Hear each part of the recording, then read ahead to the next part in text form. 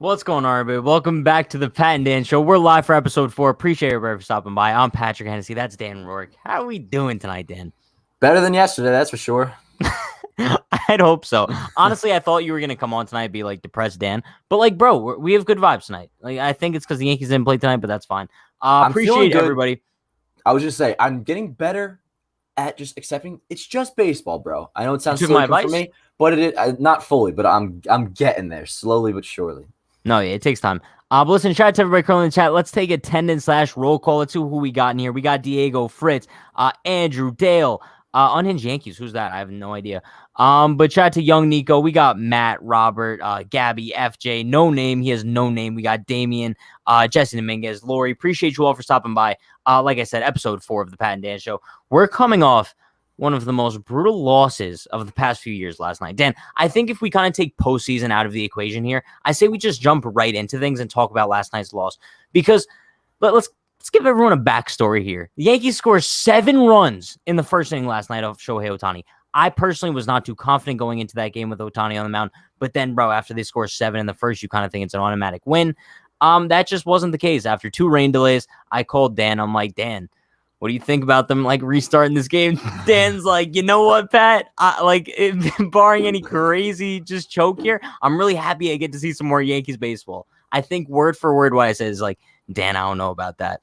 And then, of course, Aroldis Chapman, grand slam in the 9th. Lakey gives up 3 more. The Yankees lose the most heartbreaking game of the season last night. Dan, how are you feeling about that?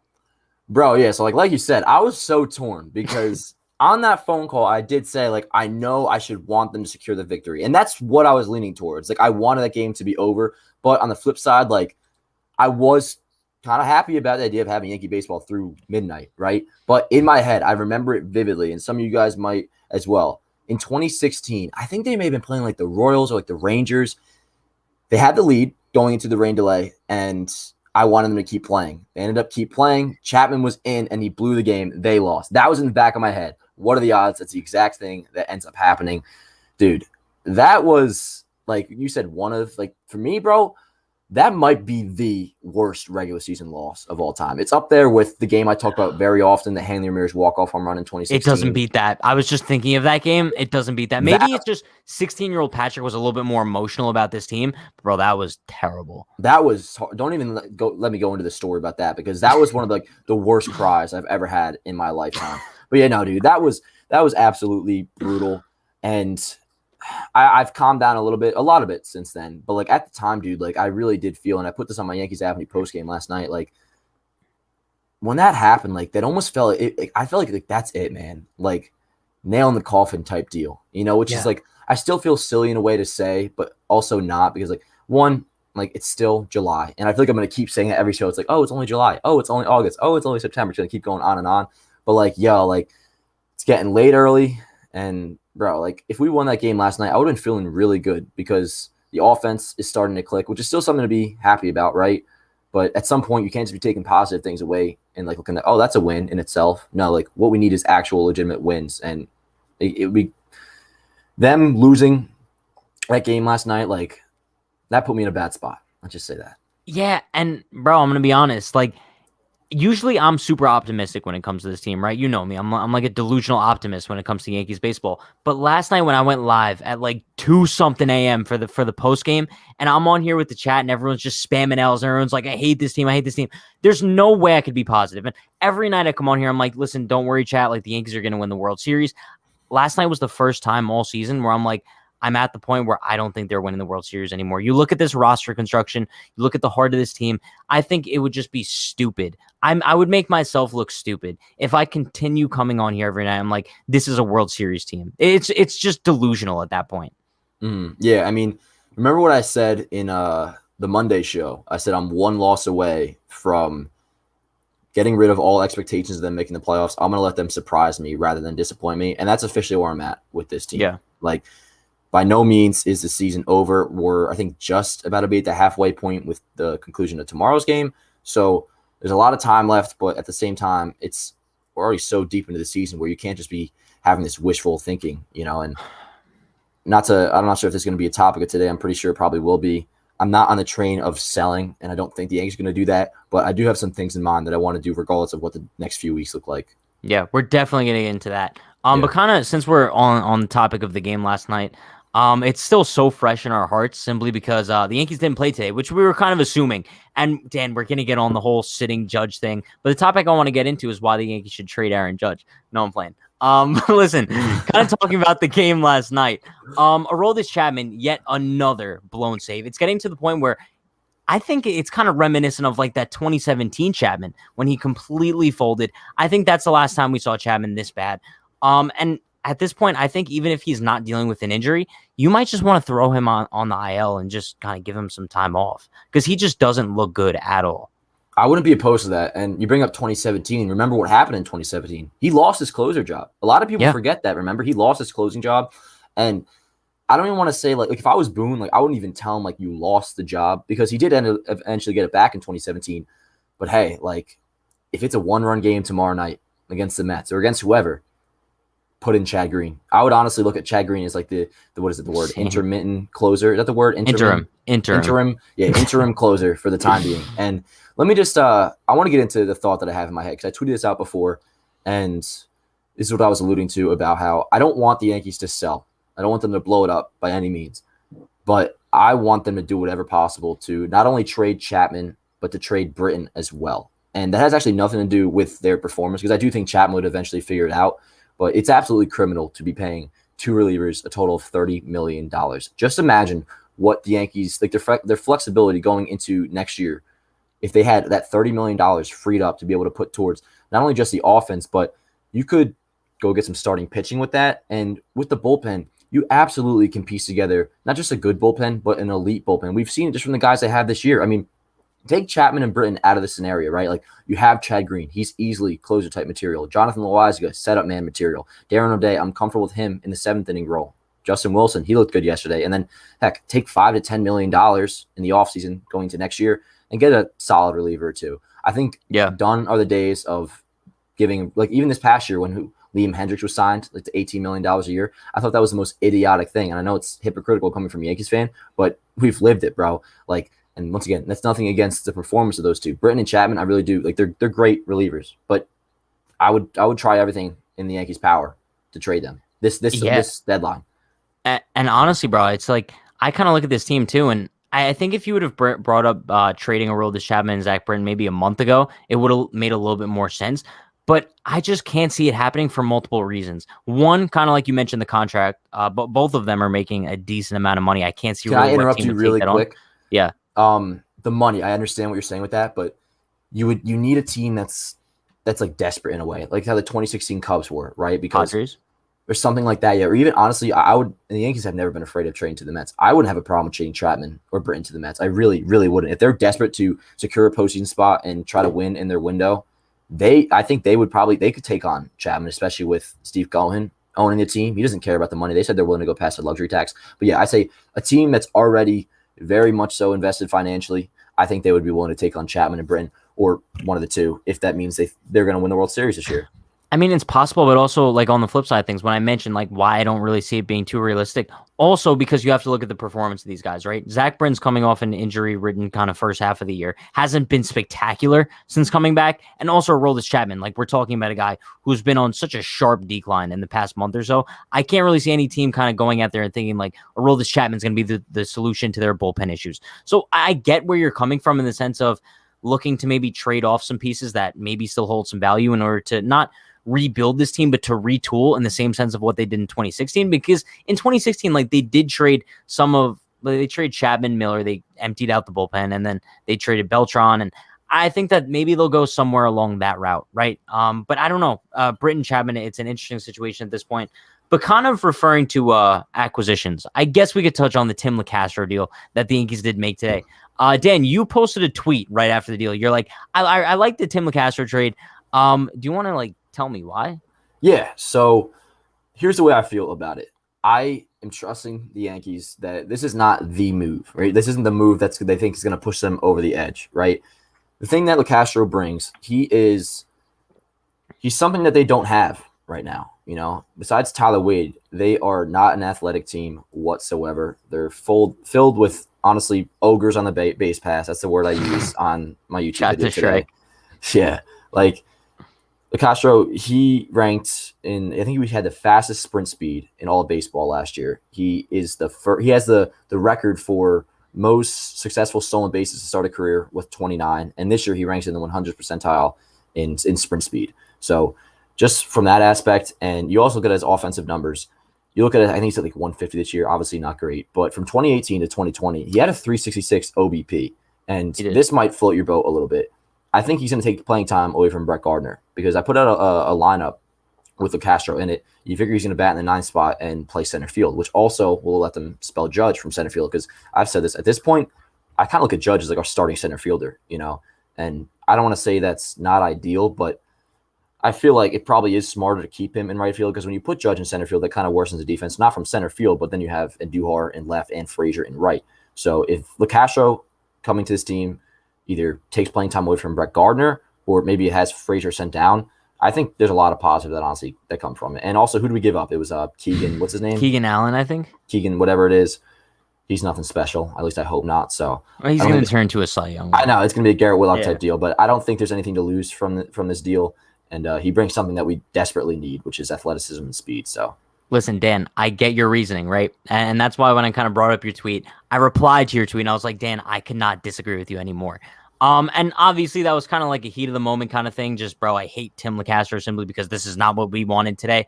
After a little bit more research and a little bit more thinking, I still don't like the deal. I'm sorry. I have a video coming out on the channel tomorrow where we kind of break down the deal a little bit more, but I'll go into it a little bit more in depth now as to why I'm just not a fan of the deal whatsoever. As you mentioned, the Yankees kind of lack the athleticism, the speed, but like you mentioned, they also have a guy like that in Tyler Wade, right? So if you are going to kind of put Tim Locastro on this roster to take playing time away from Brett Gardner, I think that you had two guys in AAA that could have done that same thing, and you would not have to give up anything for them. That's Trey Ambergy and Hoyjun Park. I hate having to keep bringing them up, but I'm so sick and tired of the organization going out and acquiring these washed-up guys. And I know Tim Locastro does provide some sort of speed and whatnot, but he has really bad offensive numbers this year, and I don't really care how he hit in 2019. I don't care how he hit in 2020.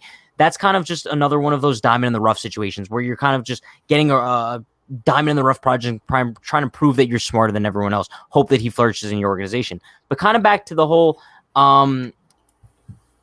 Locastro kind of diamond in the rough kind of thing. This is very reminiscent of the Rougned Odor deal for me, simply because it's an acquisition that doesn't really make too much sense to me, and you already had a valid replacement in your own organization. The Yankees didn't have to acquire Rougned Odor. They had Derek Dietrich already on the team. They refused to call him up.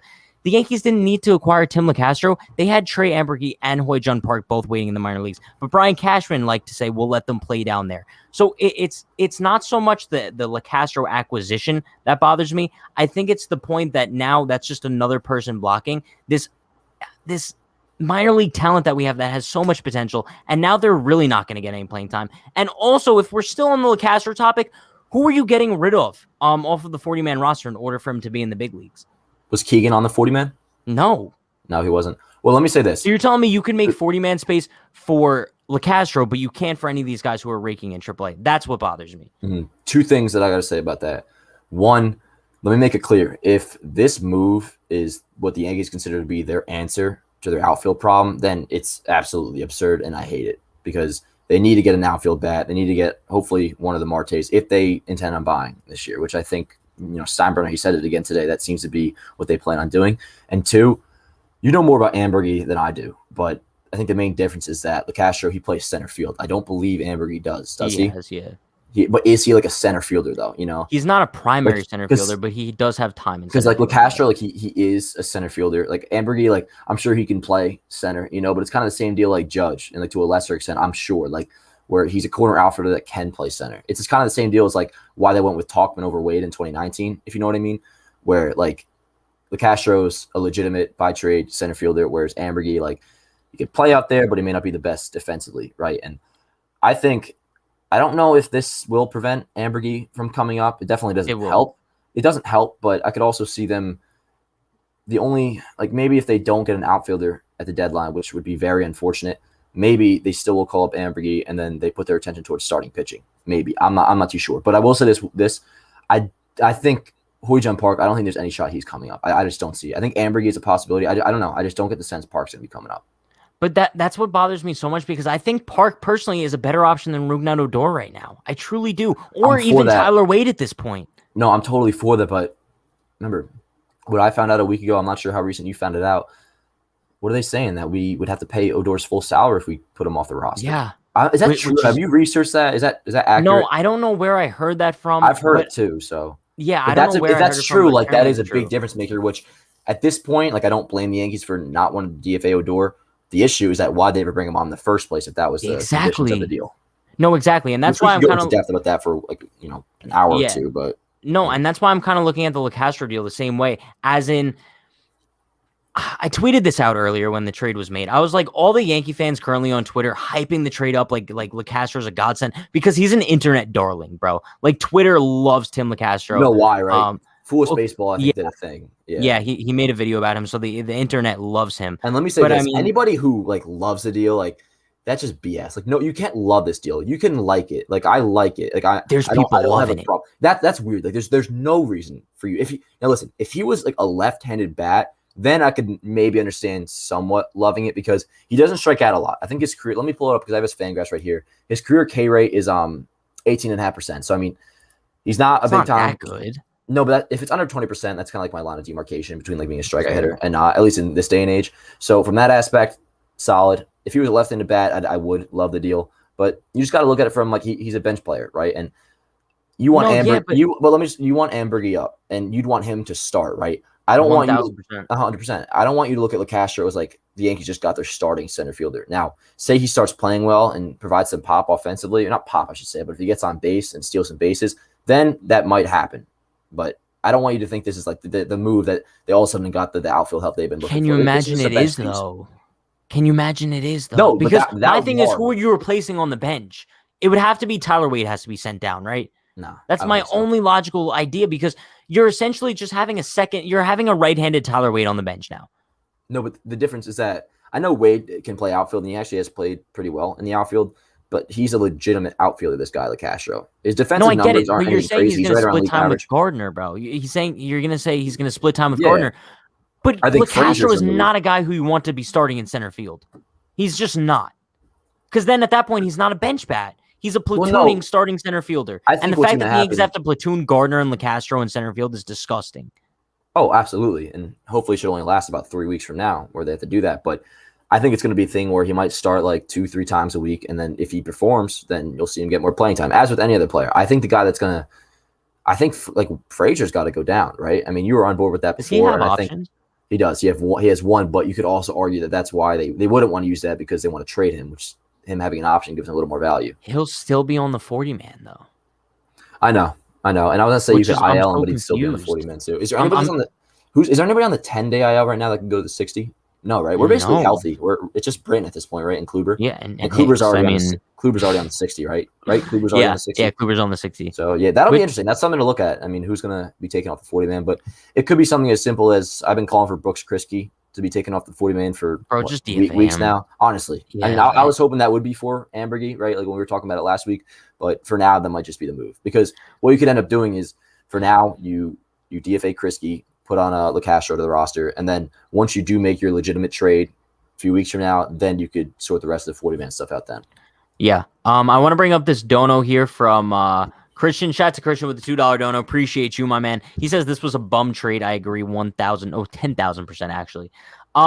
Listen, I'm not going to, it's one of those trades that only time will tell how it works out, right?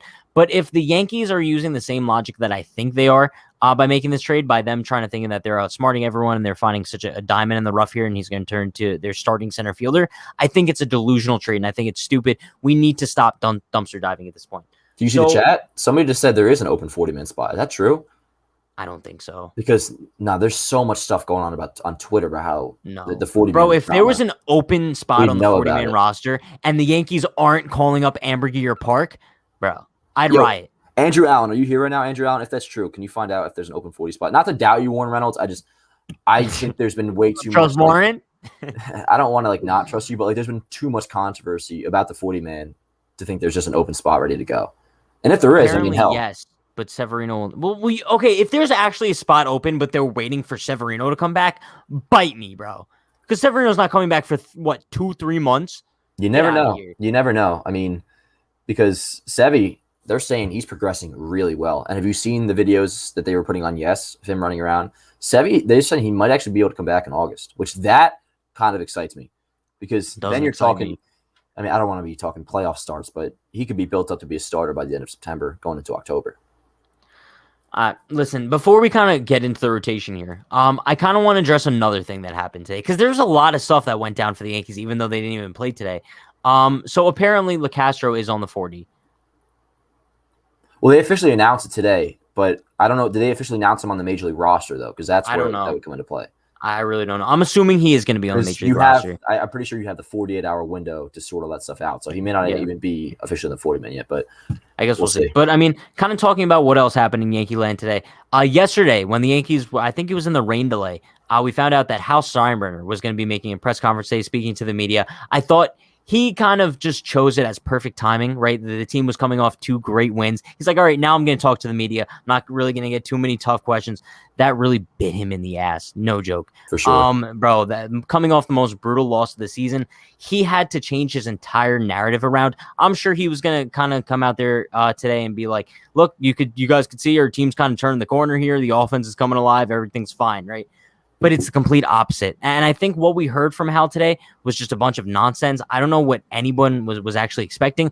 What happened today is exactly what I was expecting. We heard from Hal, oh, yeah, like if the situation calls for it, we'll go over the luxury tax, whatever. But one thing that did kind of confuse me was the fact when he was kind of talking about accountability.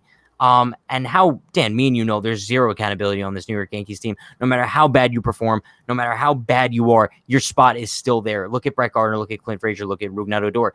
But when Hal Steinbrenner talks about accountability and he talks about how perfect his coaching staff is and how they have one of the best coaching staffs in the league and how the players should be taking majority of the responsibility for the team's poor performance, I agree, right? But I think me saying that is much different than the owner of the team saying that, when I think he should be the one taking primary accountability for this team's struggles. Like, does that not make sense?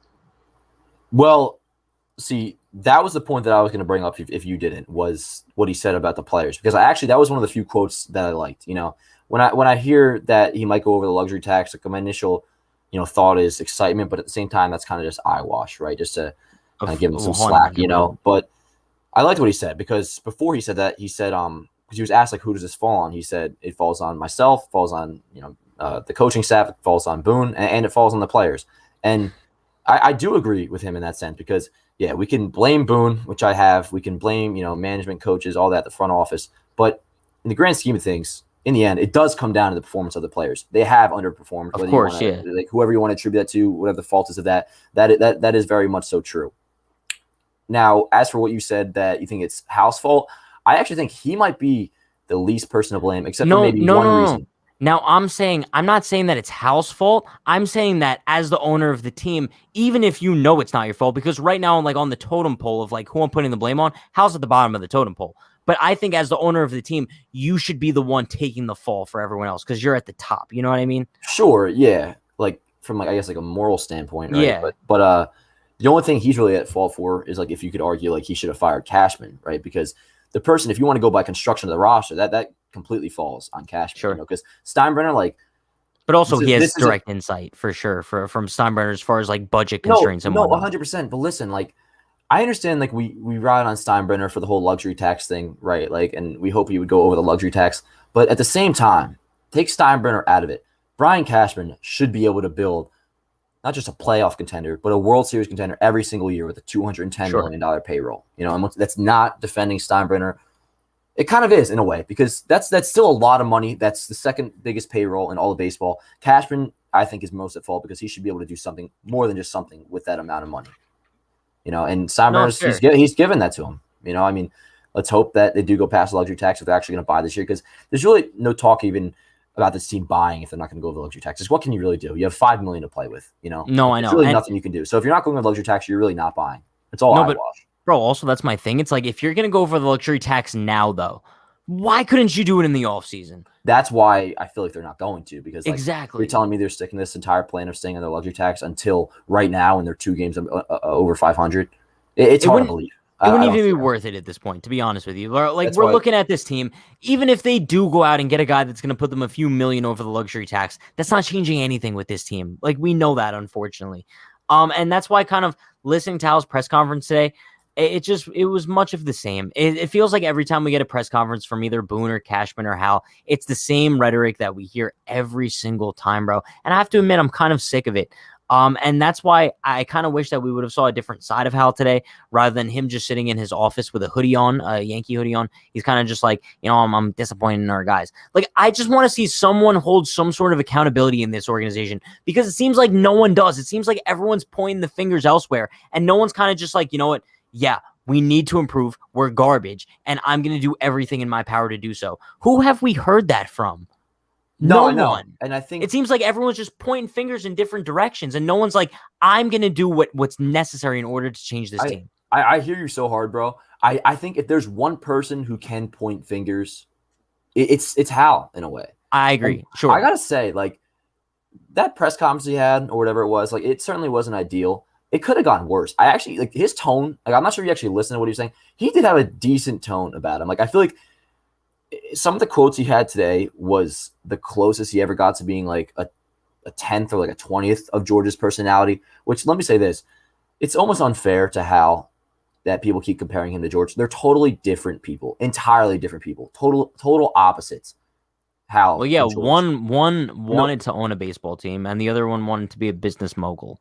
No, but I'm saying, like, in terms of their actual personality, like the fire within them, right? No, and how totally he brings up a good point. Like, as somebody brought up George, like, up until like the late 90s, like, a lot of, George's like crazy out of nowhere reactions backfired. They did not really work out. Sure. Up until the late 90s, which, dude, like, but there's an even middle. I love George. I know there is. I love George, but like a lot of the success that we had in the 90s and like the 2000s, like, aren't necessarily even attributed to him. A lot of the failures of the 2000s you attribute to him, So, I mean, like you said, there's a fine line in the middle that I kind of wish Hal was at, right? But to me, all an owner can really do is provide the income for the general manager to play with, and to an extent, Hal is doing that. I guess, but also at the same time, it's like, I said this in my chat last night, and I still kind of stand by it. Us and kind of most Yankee fans on Twitter, right? All the people in the chat right now, I think that we have like 10 times more passion for this team, and we genuinely care about the direction of this club more than like Hal Steinbrenner and Brian Cashman. And I hate to kind of speak about them when I do say that, but I think you look at it from a different perspective as a fan, right? Because we have no control over the organization. I think Hal and Cashman and Boone, they know that their jobs are secure regardless. And I think at some point as fans, we're kind of just looking at it like we have no control over what goes on. So that's why we're so much more emotionally impacted by it, and we can't expect them to feel the same way. Does that make any sort of sense? For sure. You're making total sense right now, and I have accepted that I don't think anybody's getting fired in season. Yeah. That's kind of what I got from that today. But it blows my mind that I'm not necessarily expecting anyone to get fired, even though I would like Boone to get the boot. But I think, bro, at some point you have to be like, you have to stop pushing that narrative that we have the best coaching staff in the league. That has to stop. Yeah, no, I totally get what you're saying. I do think if the Yankees don't make the playoffs this year, like, how can you bring Boone back? I don't think there's a chance it happens. Like, I don't think there's a chance. Like, imagine if they do. I would be shocked, shocked, like, in a bad, like, very, like, angry. Like, I'm saying, like, and I kind of already feel this way right now, and this is what I wanted to say, because you just said, like, what we fans can't really do anything, which is true, but Subway Series aside, because people are going to show up to that regardless, right? I was even considering going. Don't show up to the ballpark if this stuff continues. Like, just don't. I say it all the time, bro. Don't show up. I want I want Yankee Stadium to look the same way it did at the end of 2016. Like, not even halfway filled. Yeah, I agree 1,000%. This team doesn't deserve dollars, because why are you going to continue to fill their pockets if they're not going to use that money to improve this ball club? Because that's the way I look at it. That's where Hal will start to legitimately get pissed. Because you brought it up. He's a businessman. And that's when, like, maybe not winning championships doesn't affect Hal as much as we would like it to, but not making money, that affects any businessman. And if people stop showing up to the ballpark, that's where he won't have a choice but to make changes. Bro, and I'm like sick to my stomach that when we went, I spent money on buying a chicken bucket. Bro, bro.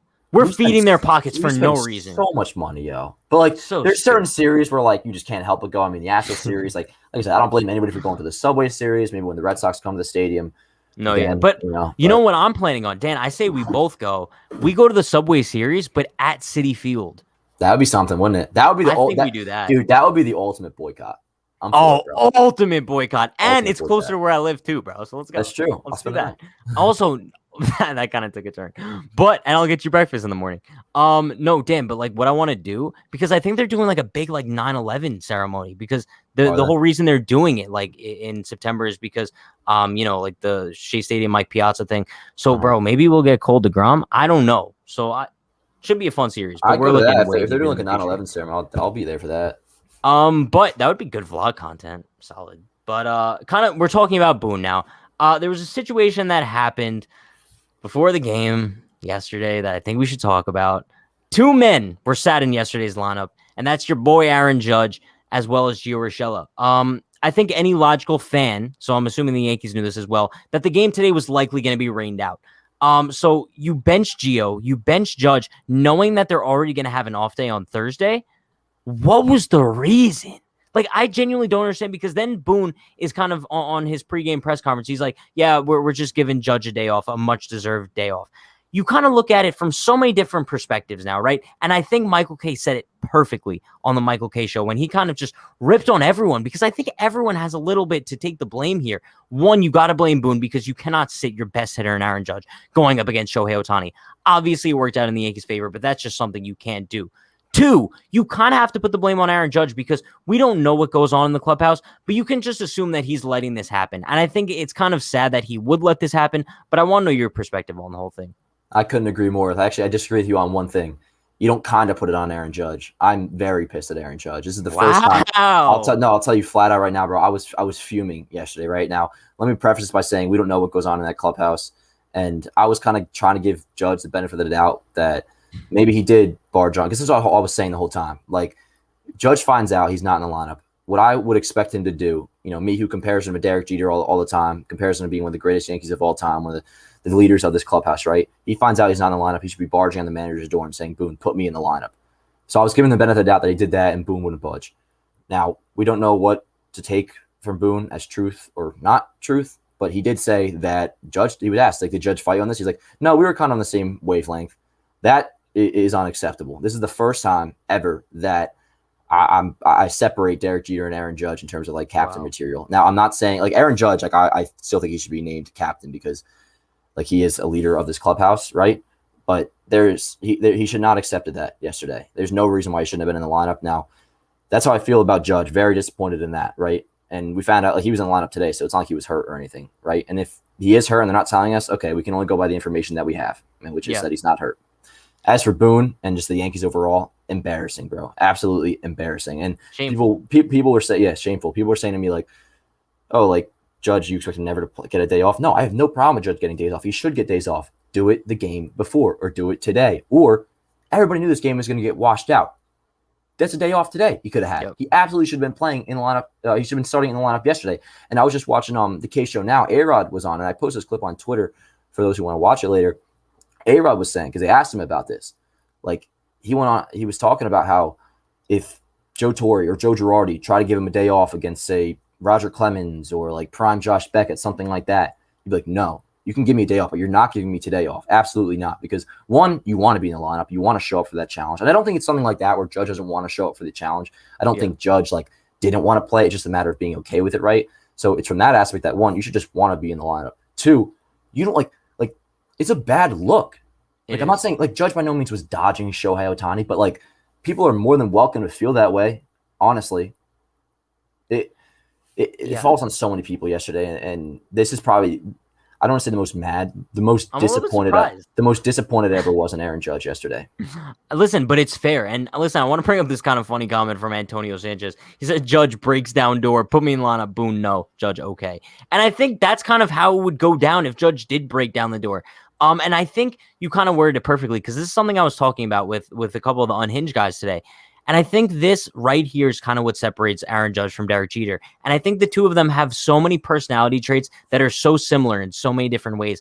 But I think you're definitely going to disagree with me here, actually. But I think when it comes down to that killer instinct mentality, I don't think Judge has that. I think that he's just kind of too nice of a guy sometimes. I think he's a little bit too passive. I think if Boone kind of comes up to him and he's like, look, Aaron, I think it's kind of best we give you an off day today. and it's Shohei Ohtani on the mound, so we think it's kind of just best to give you the day off. And Aaron, I think just knowing Aaron Judge's personality, I'm not going to say yes or no, but I think he's just kind of cool with it, and I don't think Jeter would be.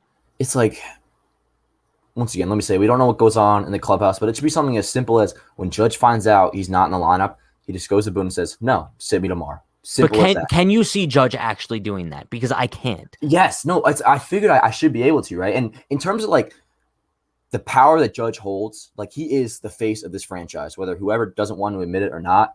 If Aaron Judge wanted to be in the lineup yesterday, and this is kind of what I'm getting down to, if he wanted to be in the lineup, like truly, like he could force his way into the lineup with the sway he has in this organization. And side note, it was just announced Judge is a starter in the All-Star game. Just to let you know, I just saw it on my phone. Oh, yeah, there you go. Oh, there you go. Shocker. Shocker, by the way. Yeah, shocker, man. I mean, listen, but kind of going based off yesterday, though. You don't? No, I think if he has to take rest days, he should just take the whole week off now. Wait, are you joking? No, I'm being serious. You're telling me Judge can't play 3 innings of an All-Star game? No, that's fine, but I'm saying like if you're so worried about your health, I think you should just take the week off. Yeah, actually, no, because I want to take a chance of meeting him, so I take that back. That wasn't a diss on. That came off like a diss on Judge. Like I'm being serious. Like I think any Yankee, like same if Stanton was going to be in the All-Star game and play. Now you can go and show up, that's fine, but like players have said it before. It's not even just a matter of playing in the All-Star game. It's just like it's kind of like it's like the mental energy you put it in. Like there's a lot of festivities that go into like the plane rides. Like I think just take a week off and chill with your family back home in South California. Bro, I mean, here's the thing, right? I think this is exactly why you trade Aaron Judge. Me and Pat had like a 30-minute conversation after. We watched that clip back and everything. We were cool. We made up and everything. You know, I did get a little crazy. I stand by everything that I said. I was absolutely right. I do too. Pat thinks he was absolutely right as well. You know, it's a matter of disagreement. And that's just how I get about Aaron Judge, which probably surprises everybody the way I'm talking about him right now. This is one of the few times that I will ever like diss Aaron Judge in the slightest. And I'm not even like diss him. It's just I'm disappointed. 1,000%. I'm standing by what I said too. I would definitely trade Aaron Judge. No, that came off bad. That came off really bad. I'm going to clip that. No, I wouldn't 100% trade Aaron Judge. I'd be 100% open to the idea of trading Aaron Judge if you get a ridiculous package. That's a little bit better than what I originally said. I'm good. That's been but listen, Dan, let's not go down this road once again.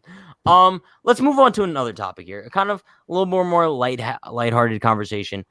Did we talk about Jason Dominguez in the Futures game? I don't think so, right? No. That was announced after Monday. Yeah, let's talk about that for a minute. I made a video about this the other day. I'm a little bit impartial when it comes to Jason Dominguez, simply because like I'm not super high on him like most people are, but I'm not super low on him as well. I'm in that middle ground in the sense of like I'm excited to see him for the Futures game. And I'm also kind of at the same time, I think it's a little bit too soon, but I think it's cool to market him. I'm so indifferent to the situation while other people are like, this is the greatest thing of all time. You know what I'm saying?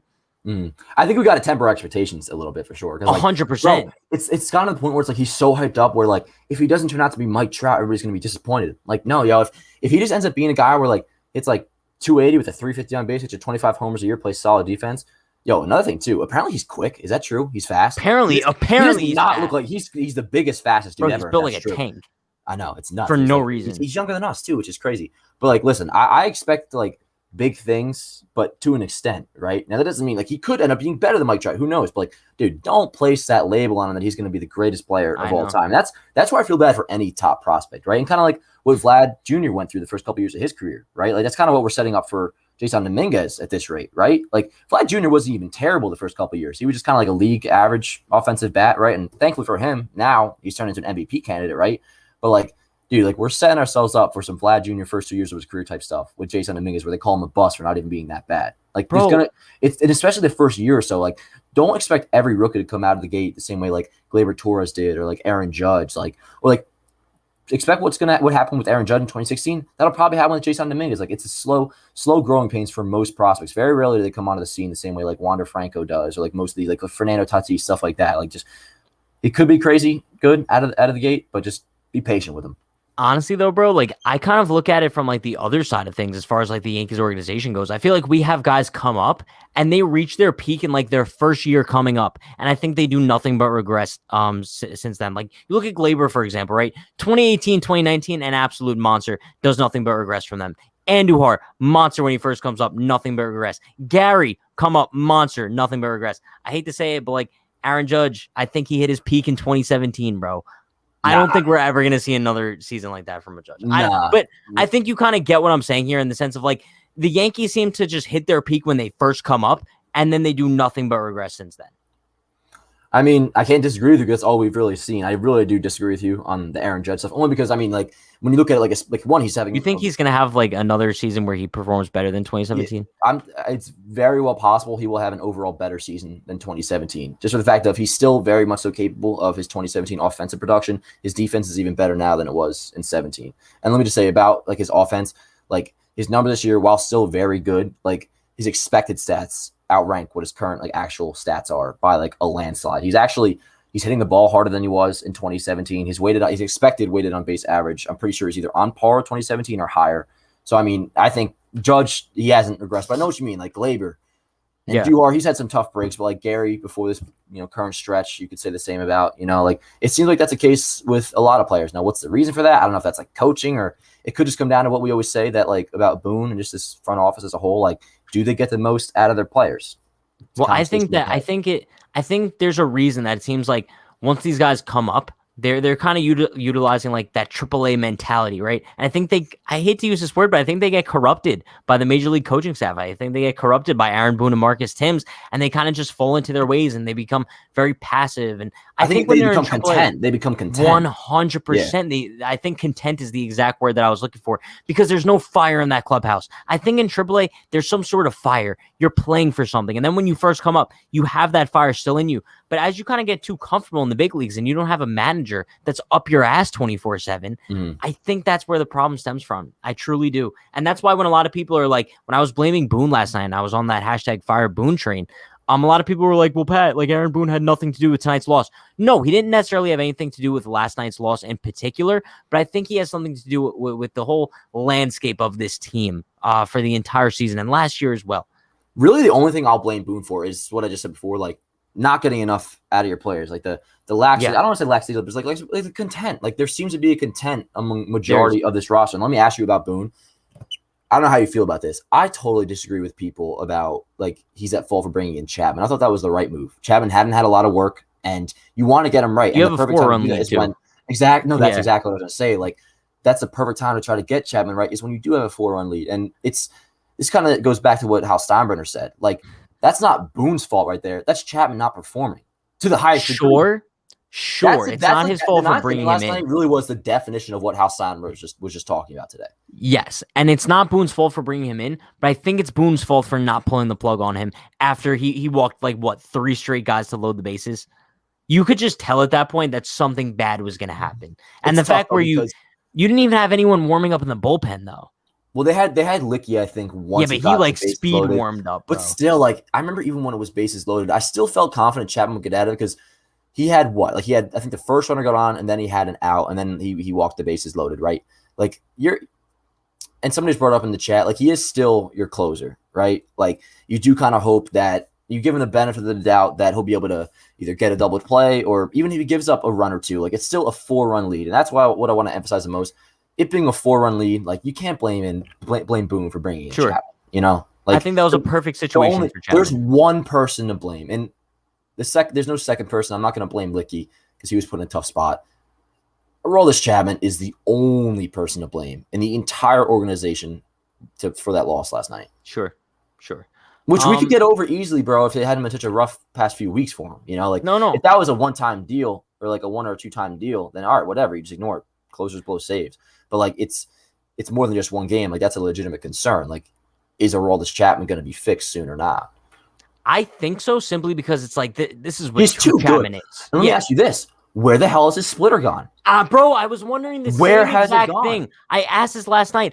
I hate to kind of just assume this, but I think now, bro, I hate to bring up conspiracies, but like I think maybe without the use of spider tack, maybe he's just not comfortable with the splitter. Maybe he just doesn't have faith in it. I'm no like pitching ninja or anything, but like neither am I. But it's just a broad assumption here. I'm pretty sure for the splitter, you want less spin, is what I was told. Because if you have more spin on the splitter, I think it doesn't drop as much. So, well, that's what I read from. I don't know if it was an article. I don't even know if it was about Chapman. I saw it on Twitter too. So I don't think that's the case. And 2, not saying this about you, but like I think we should like like The ease spider up tag on narrative. not just like it's just any pitcher that struggles now is going to be like It's suspect just that they're ironic. cheating, you know. I know, but also too, if my math's correct, I'm pretty sure he was starting to struggle before MLB started cracking down on it. Was he? Well, it depends because there's two different like It seemed like it was there's perfect. two different like line of demarcations you can go with the whole spider tech thing. One is when MLB said they would implement it, and two is when they actually implemented it. You know, like around the first was around the weekend where Cole had that start against the Rays, where there was like rumors that they were going to start doing it like when the minor leaguers got suspended, right? Yeah. Some people may have worn off then, and I think that's when Chapman started to struggle. So maybe, but still, I mean, it's not like Chapman was some bum that all of a sudden spider tech was introduced and he became good, sure. you know. So like he said, the splitter and slider changes everything. No, I understand for sure. The slider, yes, you can make a case for that. But as far as I'm aware, I don't think the splitter, like him, if he was using spider tack, I don't think him not using it anymore is the reason to not go to the splitter. But in that case, then where the hell's the splitter then? I have no idea. That's what I'm wondering. And I wonder maybe is he still dealing with that? What do you have, like a nail issue or a blister issue? You know, like those don't just go away. Like, bro, I have this But one. then he should have been on the IL. I have this blister. I swear to God, it is on the heel of my literally on my heel, bro. It's been there for like 2 months. They just don't. I think it's because I walk in like my shoes and stuff, like it like rubs against. But still, like Dr. Scholl's. Maybe they don't go away easily. So like maybe that has something to do with it, you know. So going back to kind of what we said in the beginning, just give Chapman a break. Whether it is a fan of my Elston, like you brought up, or whoever that was you that brought up that, right? Yeah. Or take him out of the closer role for a little bit. Just give him a week off. You have no choice but to do so. My thing is like, listen, if we have a 4-run lead tomorrow, I would put Chapman in again. Call me crazy, right? But if we have a 1-run lead tomorrow, it's Chad Green. It has to be Chad Green. I would plan the bullpen schedule tomorrow around it being Chad Green. Like I would too. Operate under the assumption, if it's a close game, this is that you don't have Aroldis Chapman in the 9th. Now, say it's a tie game, you pitch Green, and then it gets to the 11th or whatever. Yeah, I'd rather go to Aroldis Chapman than Brooks Christie, whatever other bum is on the roster right now. You know what I'm saying? But like 1-run game, 2-run game, you can't go to Aroldis Chapman right now, especially when we need to win games. If we were, say, up 10 games in the division, or even if we were 10, 15 games over 500, all right, give him a few more games to work it out in a 1-run game. But nah, not right now. Too much to lose. Fair. I want to bring something else up from yesterday. And Dan, I don't know if you could tell, but like before we went live tonight, we were kind of talking about like how our emotions were kind of like regarding last night's game and kind of coming into today. And I'm going to be honest with you, like before we went live, like my spirits were kind of high, but I think now that we're live, it's kind of just hitting me because last night's loss didn't just feel like all the other losses we had this season. We're like, oh, this is just another like pain in the heart and we're just going to move forward. Like last night just felt different in the sense of like, it genuinely feels like our season's over. Like no matter what way I look at the Yankees right now, I just can't find any reason to be excited. And I don't know if that's just because this is today and that's because we're coming off the worst loss of the season last night and there was no game today. But Dan, right now, I'm finding very, very few reasons to be excited about like watching the Yankees face the Mets this weekend. And I don't know if the chat could tell, but my energy is just in that department right now. Oh, me too. People have already pointed out like, man, Dan looks pissed. Dan looks depressed. I can't fake it, bro. You know this. Like, I cannot fake energy. Let me make one more point on the Chapman thing because somebody's trying to clown me for saying that about the whole blister thing. Buddy, if you didn't know, Chapman left the game a few weeks ago with the blister. That's how serious it was always for pitchers. Imagine trying to put spin on the ball when you have a blister on your middle finger. Just put that into perspective. Just letting him know. Don't question it. Jacob deGrom has with blisters too. No, and I'm not clowning pitchers for the fact that they have to leave games for it. Like, it makes total sense. I mean, if you have a blister right in your middle finger, you're trying to grip the ball. Like, there's really nothing you can do. But anyways, like, in terms of, like, the Subway Series just overall this year, it's tough to look forward to, like, it's tough to keep being optimistic about this team's chances to make the playoffs, right? But I try to look at the individual things. You know, there's still a lot of good things. You look at Judge.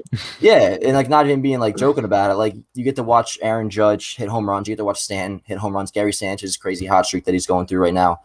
Gerrit Cole starts, you know, like, there's still things to look for individually in the game. But, bro, like, I don't blame you. Like, it's hard to have, like, the classic hype of, like, man, let's win this series and get a streak rolling when, like, I'm not going to be too excited until like that streak is going. You know what I'm saying? I can't get excited about the possibility of like getting things rolling. Like we need like once that 10 game win streak comes, all right, not even that. Give me a 7-game win streak, then we can talk, right? And it's kind of like I like what Boone said. Even then, though, my thing try to get to 10 games over 500, and then we'll talk, right? Sure. One of the things I like that Boone said the other day after the Tuesday win, somebody asked him like how good does this win feel, and he was kind of like yeah, it's always nice to win, but like.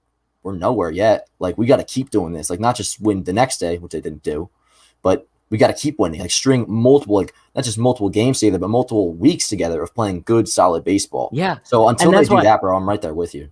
bro, exactly. And that's why you kind of look at that win against the Angels the other night when everyone kind of got so excited. They're like, wow, this offense looks great. I'm like, everyone, like, hold your horses. Like, I get it. Like, we had a pretty good game today, but we could easily lose tomorrow against Shohei Ohtani.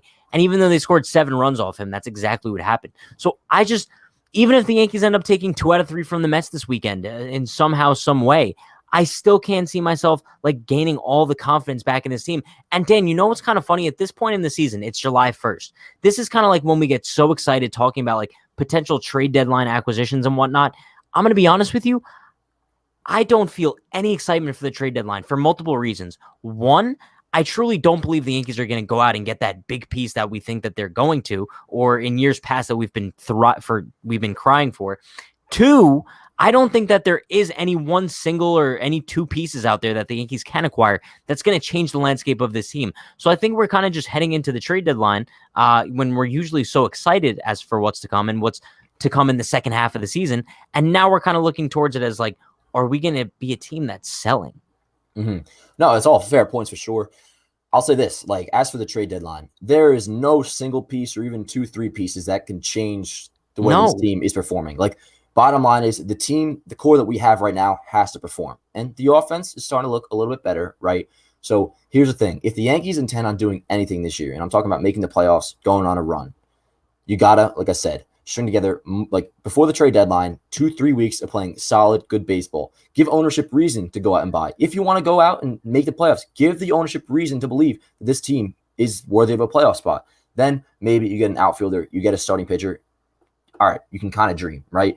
But I think Cashman or Steinbrenner said it, like, if they bottom out, like, over the next few weeks, it is going to be selling time because there's absolutely no reason where if you're under 500 or even if we're at the same spot right now, bro, if it's July 31st, we're 2 games over, like, there's no point in buying, you know? No. And I feel like once the calendar flipped to July, like, that's where it really starts to feel more real. You know, that was part of it last night for me too, yo. Like, there's only so much you can keep saying, like, it's not early anymore. And it hasn't been, but like now that it's July, like, bro, we're about to be the All-Star break. And God forbid we're a 500 team at the All-Star break. Like, you can't fake which is highly possible. I think we're only 2 games up right now. We're 2 games, yeah. Bro, and also, like, you look at the standings. Dude, have you looked at the standings lately? The Yankees are 9 games out of first place. The AL East, that's such a pipe dream for me. No, but it's not even AL East at this point. At it. Like, I know wild card, we're 5.5 out, I think. See, that's where, like, that's. Yeah, but have you seen the teams that are ahead of us? I know it's like I'm not sure if the Mariners still are, but they were. Yeah. I know the Blue Jays. Are we still in 4th in the East? Are the Blue Jays ahead of us? I know, and that's what I was saying. Like, this is another thing. Before I get like, if the Yankees win a few games in a row, I won't get even remotely excited about possibly making the playoffs until they jump the teams that are ahead of them. Forget games back. There's teams ahead of them that there's no excuse. Regardless of how bad you've been this year, you cannot be behind the Seattle Mariners on July 1st in the standings. Like that's embarrassing, bro. It's pathetic, honestly. No, and the fact that they're playing the Mariners starting on Monday, bro, that is actually, oh wait, no, Tuesday the Mariners series starts because they're going to Seattle, right? Bro. Yeah. Which side I'm excited for. I like some West Coast baseball. No, I love West Coast baseball because I love the late night post games. But at the same time, it's like, dude, we're going up against the Seattle Mariners team. If I would have told you that when we had this series against the Mariners that they would be ahead of us in the wild card standings, you would have probably inserted me into like a medical facility, bro. Easy. Therapy? Yeah, probably therapy. And that was actually, for those of you who don't follow Dan on Instagram, you posted a video of like a side-by-side of like Aaron Judge and Mickey Mantle's catch in the 1956.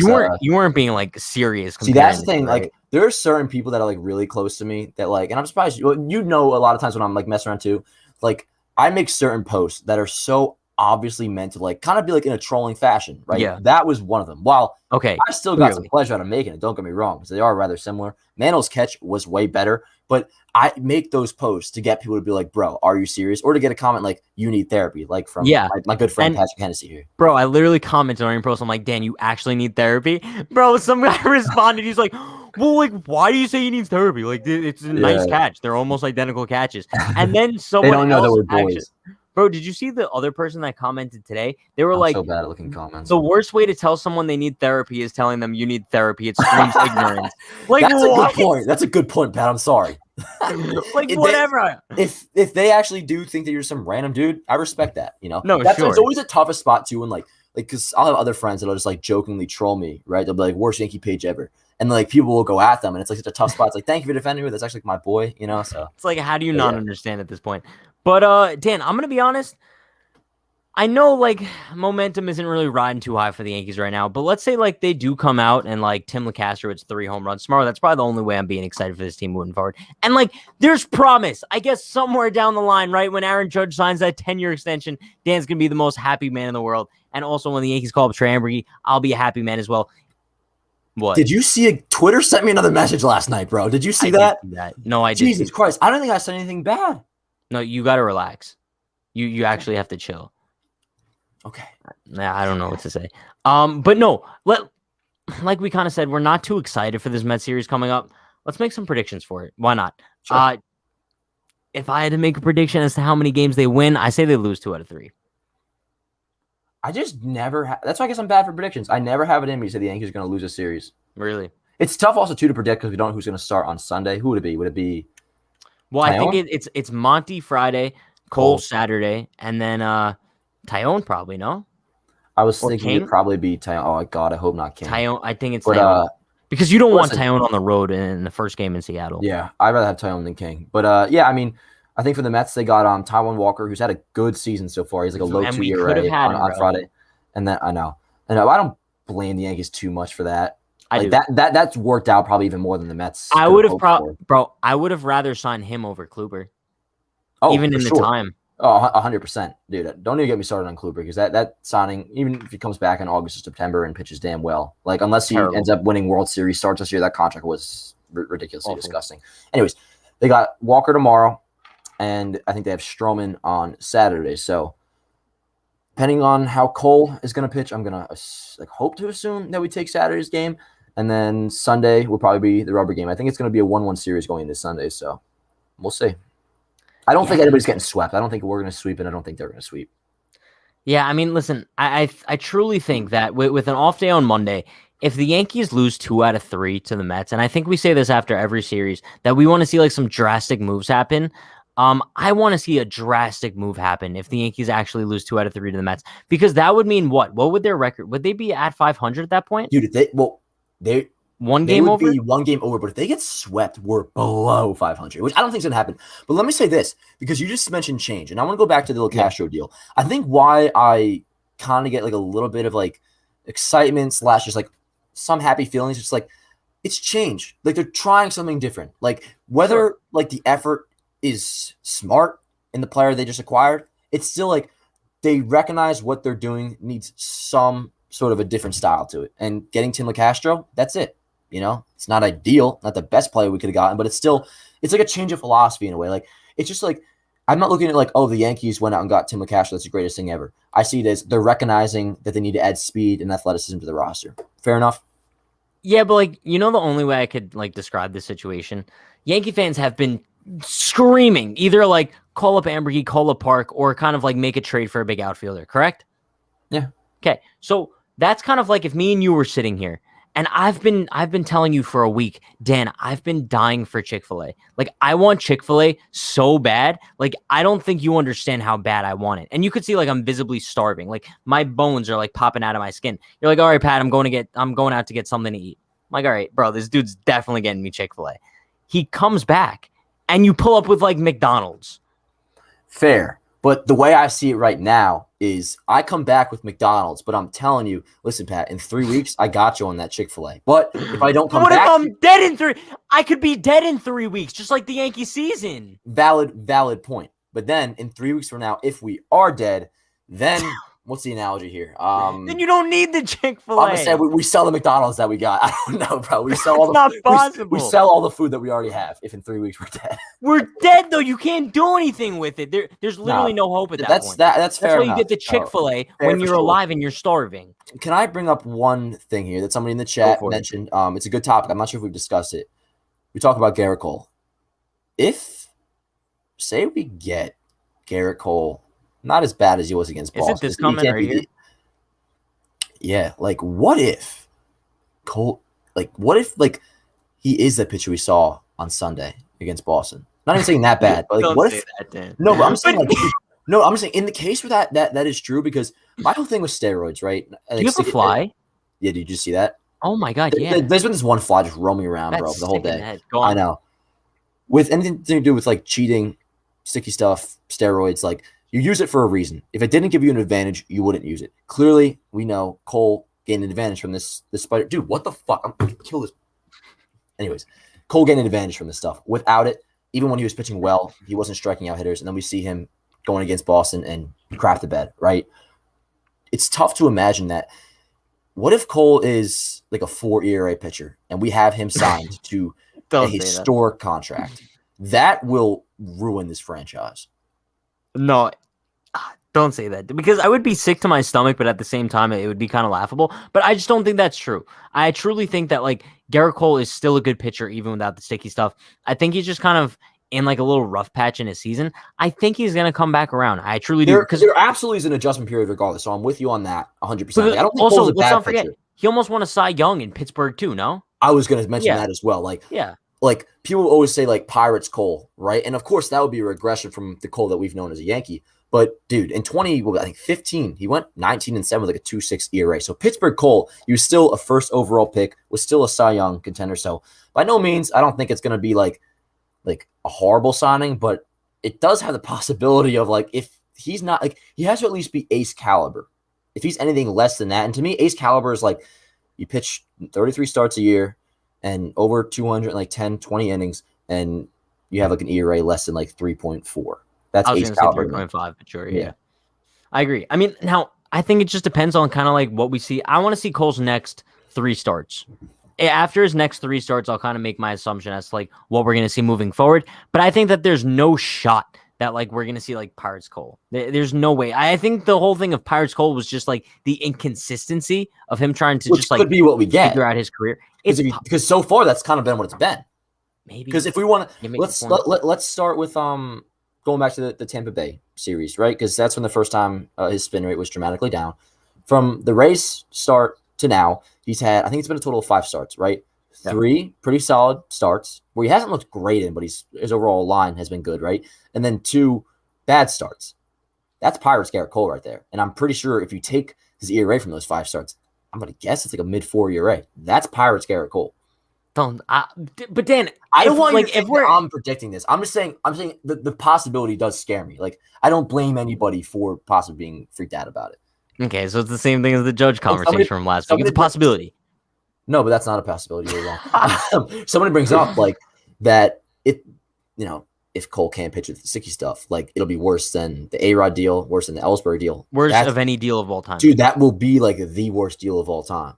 You would think. Now, there's a difference though, because like Ellsbury, like it's not necessarily like a performance thing. Like, he obviously wasn't that good with us anyways. But like, if Cole is still making 33 starts a year with a 4 ERA, that has value, obviously, but not $36 million a year value. So, bro, like that's another storyline to look at, right? Like, and this is what I was saying before. I'm not sure if I even said this to you, but I was saying it to somebody else. Like, regardless of the Yankees contend this year, I'm still so invested into this team because there's so much stuff to focus on, right? Not even just the positives, just like the Yankees when they're bad, like they almost take up more headlines than when they're good, right? Like the things that we get to pay attention to, 100%. Like from watching to see how Gerrit Cole performs, to see if they're going to sell off at the deadline, to see if any of these young kids come up, to see who gets fired. Like it's still very much an interesting conversation, like many interesting conversations we're going to be able to have over the next few months, regardless of what happens.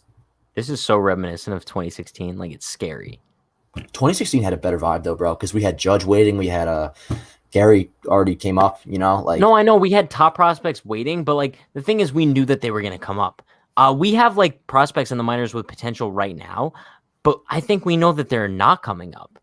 So it's like, where's our hope coming from at this point? Well, no, that's what I'm saying. No, 2016 was better. Yeah. Okay. Like sure. Yeah. Look, there was more of like there was more hope in the future. It's like, dude, if you remember in 2016, like it was different than what it is right now because like in terms of like who wants to buy in the fan base and who wants to sell, like. Is it split, you think? Like, right? Like, it's torn. It's definitely torn. No. I think most people would want to sell right now. You think? Okay, then never mind. Because I was going to say, I feel like in 2016, at least more than right now, like almost everybody was on board with selling in 2016. Everybody, like we were all for it, weren't we? It was a much older team too. Yeah, that's all what I'm saying. It made more sense. We were ready to like kind of like change the curtain a little bit, right? Whereas now, like there is still that in between, where like I feel like in 2016, if we won 4 games in a row, like the mindset didn't change. Like, guys, we got to sell. It's time to turn the corner. But like if we win 4 games in a row with this team, like because of the talent we do have on this roster, like it's hard not to fall into the trap of buying in, right? Yeah. Listen, I agree. I just hope that somehow, some way we could see like a ridiculous revival from the Yankees here and they could just turn things around this season and I could get my motivation back up about the team. But regardless, I'm still going to be going live every single day for pre-games, post-games. Before we do wrap up episode 4 of the Pat and Dan Show today, I want to bring up one more topic here. And that's how Yankee fans are starting to piss me off a little bit. I don't know if you saw the video. I think it was on TikTok, but someone commented on TikTok. They're like, oh, well, at least the Yankees fans are chanting like fire Boone now instead of the FL Tuve chants. Bro, and then there's a video of Yankee fans on a train, and all they're doing is chanting FL Tuve. I'm so over these FL Tuve chants. It was funny when we were there because Altuve's in the Bronx. Like, it makes sense, like FU Altuve. But like now it's getting to the point where, bro, Yankee fans complain all the time. Oh, we live so rent-free in the heads of Red Sox and Mets fans. And now here we are letting the Astros live in our heads rent-free when they're having double the better season than we are. Yeah, bro. The FL2A chants are embarrassing, and I said this all along. If they wanted to have it be like a daily thing, make it a part of the roll call, and I would have been somewhat okay with that, right? Sure. And if we were in first place, if we were a winning team, if we were 10, 15, 20 games over 500, a little bit more acceptable. Bro, when we're going through losses like we were last night, and I think, did we hear FL2A chants last night or no? Maybe not. At some point, probably. But regardless, they'll be these most embarrassing losses, right? Like, apparently they did do it last night, according to okay. Yeah, no, I'm pretty positive they did, and it's so embarrassing. Like it honestly is shameful. The FL2A chance, like, it makes it look stupid and like. Bro, the fact FL2A's doing, he would be the best hitter on this team right now. Second best, but yeah. Okay. You're crazy. I mean, that's fact. But anyways, it's such a bad look, and it's annoying because it's the casuals that are doing it. It's not guys like me and you. It's not the people that are in the chat right now. It's like the casuals that maybe go to like 1 or 2 games. It's not even that. It's the people, bro. It's exactly that. It honestly is. They hear it on TV and they think everybody's want to be a part of something. Like, yeah, dude, like very rarely we ever see anybody that's like legitimate on Yankees Twitter be like positive about the FL2A chance. I agree. No one is supporting that. Yeah. I don't know who kind of like keeps them up. I don't know who starts them, but whoever it is, like, please stop. It's annoying. I still hate the Astros as much as anyone else, but like at some point you kind of just have to like look at them and be like, bro, they're actually killing it this year. Without Cole, without Verlander, and they did just get swept by the Orioles though. No, I know, but they're still going to win the West. No, yeah. I mean, for sure. I wouldn't be surprised if they come out of the AL this year. Like if I had to put money on a team, if it's like say White Sox, Astros, and the LCS, I'm taking the Astros. They just have heart. They find a way to win. They do, and sometimes the Yankees a little don't. Too much. That's what it comes down to. But listen, Dan, you have anything else you want to touch on tonight? Nah, I mean, the only thing I'm gonna say is like, bro, I'm sorry if I had some like down vibes today. Like, no, I was same. Good throughout the day. Like, it's weird. I actually wasn't that bummed throughout the day, but it's just like when you actually come on here to talk about Yankees baseball, like it's hard to fake optimism, you know. But still, especially coming off that game last night. That's it. That really is it. Like it's if they won that game last night, bro, I'm feeling totally different. I'm like my usual chirpy self, you know. So, dude, this is like marked a day in history though. Like I never criticized Joe's like that before. No, I guess I'm very proud. Marked a day in history. It's well deserved. Yeah, it's well deserved. And I'm not, bro. Like, but see, people think that like maybe I'm a sheep for Aaron Judge. Absolutely not, because I will criticize him. There are times like I will criticize him, like not as much as I did today, but like he very rarely gives me a reason to criticize him. That's why you don't really hear it too often. But I still want to extend him, but you know. But imagine, Pat, we cannot end now. But that is gonna wrap things up for episode 4 of the Pat and Dan Show. Appreciate you all for stopping by. Like I always say, we're going live for the Pat and Dan Show every Monday and Thursday, either at 9 p.m. On an off day or a rain out in today's case, or directly after the Yankee game. Be sure to hit that first link in the description. Subscribe to the Pat and Dan Show YouTube channel. Dan produces an awesome produced version of the episode. Goes up every day following the live stream. And we're also going to be posting clips on there, so be sure to follow that. But yeah, I'll see you guys tomorrow for the Yankees pregame, starting a series with the Mets. Tomorrow I'll be live for the pregame, 6 p.m. Eastern time, so stay tuned for that. Be sure to like, comment, subscribe, turn on post notifications for more. We will see you guys next time. Stay happy, stay healthy, stay safe. Peace. Bye, everyone.